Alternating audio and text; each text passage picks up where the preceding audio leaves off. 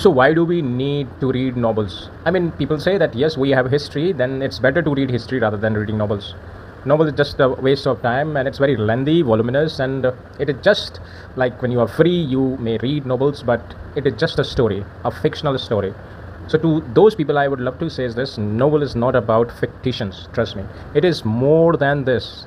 All it requires your way of reading any novels. I'm not talking about any third grade novel, but I'm talking about novels written some 100 years or 200 years back. Even today, there are a number of novels, and there are fantastic writers who try to depict the exact picture of a society right through their writings, the word. So first of all, what do we learn from reading novels is not just the constructions or the sentences, but also number of expressions. But I think it is not enough as a reason for people to switch to novels. See, there is a slight difference between a history or a novel. History is all about historical events, and which goes on a sequential order, right?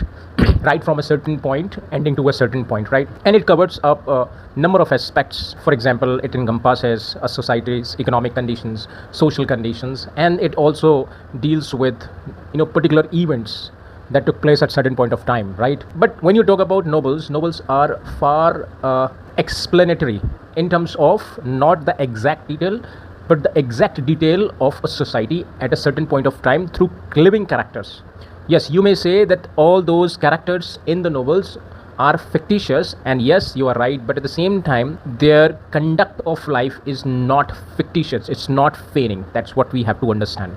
So whenever a novel is written, the main purpose for writing the novel is to tell you about a certain prevailing situations or a culture of a society, right?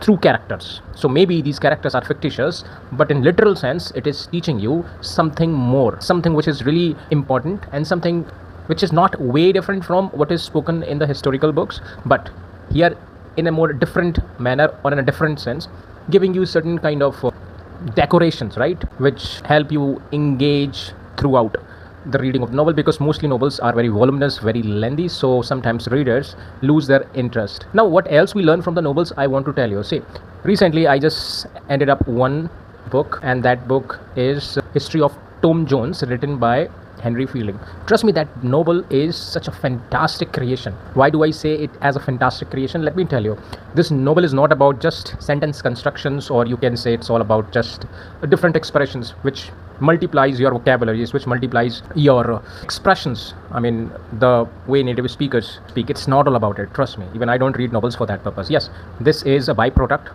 that you get whenever you read any novel, but what I learn and you may learn from reading novels